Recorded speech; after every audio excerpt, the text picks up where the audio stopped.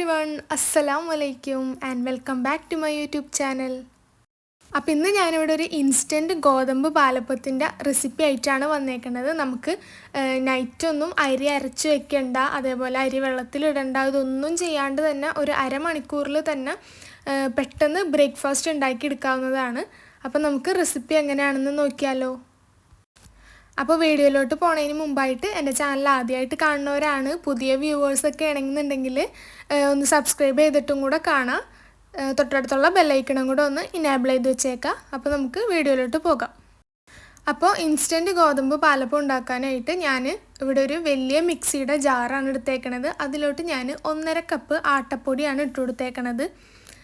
1.5 cup ആട്ടപ്പൊടിക്ക് ഞാനിവിടെ ഒരു 1/2 cup തേങ്ങ ഇട്ട് കൊടുത്തിട്ടുണ്ട്. നമ്മൾ ആട്ടപ്പൊടി എടുക്കണ സെയിം ഇപ്പോൾ ഗ്ലാസ്സിലാണെന്നുണ്ടെങ്കിൽ സെയിം ഗ്ലാസ്സിൽ തന്നെ ബാക്കി എല്ലാ ചേരുവകളും എടുക്കാൻ വേണ്ടിയിട്ട് ശ്രമിക്കുക.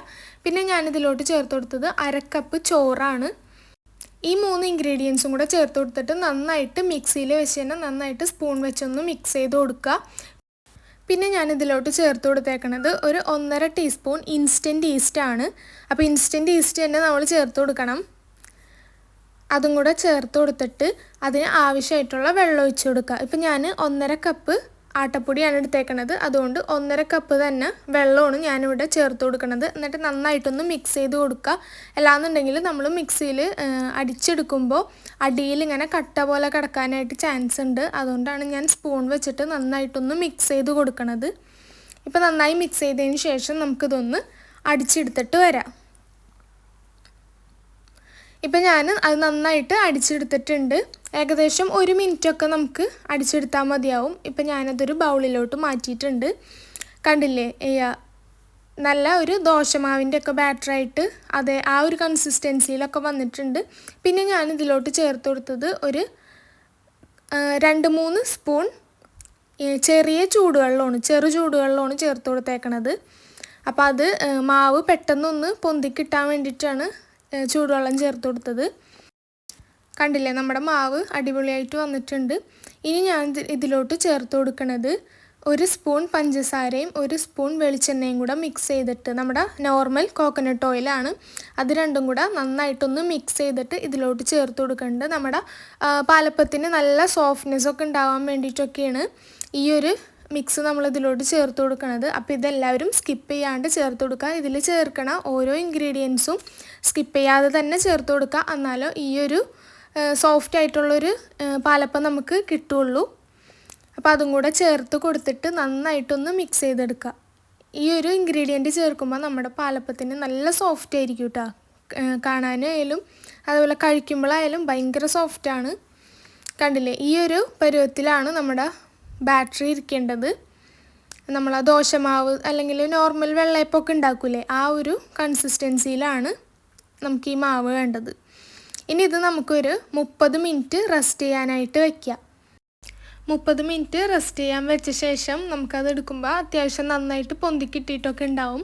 ഇനി നമുക്കൊരു അപ്പച്ചട്ടി വെച്ചിട്ട് അതിലോട്ട് മാവ് ഒഴിച്ച് ചുട്ടെടുക്കാവുന്നതാണ്.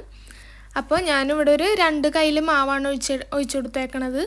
അപ്പോൾ നിങ്ങളുടെ കയ്യിൽ വലിയ കയ്യിലാണെന്നുണ്ടെങ്കിൽ 1 കയ്യിലൊക്കെ ഒഴിച്ചു കൊടുത്താൽ മതിയാവും. എൻ്റെതിപ്പോൾ ഒരു ചെറിയ കയ്യിലാണ്, അതുകൊണ്ടാണ് 2 കയ്യിൽ ഒഴിച്ചു കൊടുത്തത്. എന്നിട്ട് നന്നായിട്ടൊന്നിങ്ങനെ ചുറ്റിച്ചെടുക്കണം. ഒരു മീഡിയം ഫ്ലെയിമിലൊക്കെ വെച്ചാൽ മതി. എന്നിട്ടിങ്ങനെ ചുറ്റിച്ച് കൊടുത്തതിന് ശേഷം നല്ല ഇങ്ങനെ ഹോളായിട്ട് ഇങ്ങനെ കുറേ ഹോൾസൊക്കെ വരാൻ തുടങ്ങും. അപ്പോൾ അങ്ങനെ ഹോൾസൊക്കെ വരാൻ തുടങ്ങിയതിന് ശേഷം മാത്രം നമ്മൾ മൂടി വെച്ച് കൊടുക്കുക. അതിന് മുന്നായിട്ട് മൂടി വെച്ച് കൊടുക്കണ്ട. കണ്ടില്ലേ, ഇപ്പം നന്നായിട്ട് ഹോളൊക്കെ വന്നതിന് ശേഷം ഞാനിവിടെ മൂടി വെച്ച് കൊടുത്തിട്ടുണ്ട്. ഒരു 2 മിനിറ്റ് കഴിഞ്ഞ് ഞാനിതൊന്ന് തുറന്ന് നോക്കിയിട്ടുണ്ട്. കണ്ട, സൈഡൊക്കെ നന്നായിട്ട് മുരിഞ്ഞ നല്ലൊരു സോഫ്റ്റ് ആയിട്ടുള്ള പാലപ്പമാണ് നമുക്ക് കിട്ടിയേക്കണത്. അപ്പോൾ നമുക്ക് ഇതേപോലെ എല്ലാവരും ചുട്ടെടുക്കാം. കണ്ടില്ലേ, നല്ല സോഫ്റ്റാണ്. നമുക്കിത് ചൂട്ടോടെയൊക്കെ കഴിക്കുകയാണെന്നുണ്ടെങ്കിൽ നമുക്ക് കറിയൊന്നും ഇല്ലാതെ തന്നെ കഴിക്കുക, നല്ല ടേസ്റ്റ് ആയിരിക്കും.